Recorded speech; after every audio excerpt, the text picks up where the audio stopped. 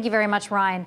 Two separate boating mishaps over the weekend resulted in the deaths of two men on Long Island Sound and a juvenile on a lake in North Stonington. Tonight, an effort to keep you safe on the water as boating season begins. Fox 61's Tony Terzi joins us live in Milford with some tips for us. Tony. Hey there, Jen. Good afternoon, everyone. We are here live at the beautiful Milford Landing Marina, which doesn't have a whole lot going on at the moment. But, you know, with the two mishaps over the weekend that resulted in 3 deaths, coupled with a very close call on the Connecticut River, we had to talk some boating safety. The Old Saybrook Police Marine Patrol might make a dozen or so rescues each year. And their first call of 2022 yesterday. So we had a kayaker who overturned up the river, and thankfully he was wearing a life jacket and was able to get to shore.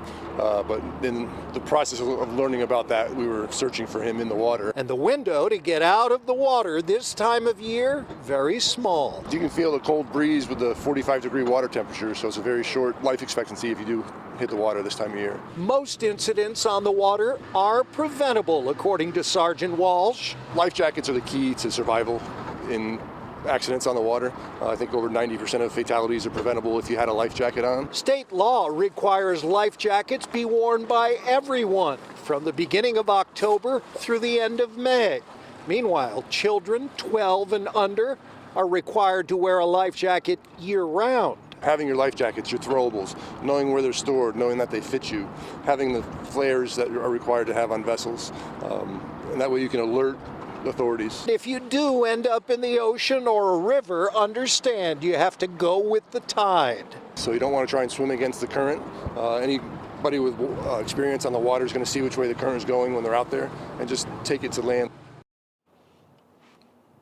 Now, you should also know, and we were reminded by a boater who was sort of battening down the hatches ahead of tonight's wild weather here at Milford Landing Marina. He said, most people don't know you can call the Coast Guard and get a free inspection of your boat. And that's probably the most important thing. Make sure it is water fit. It's seaworthy. Now, weather forecast is something you have to keep an eye on.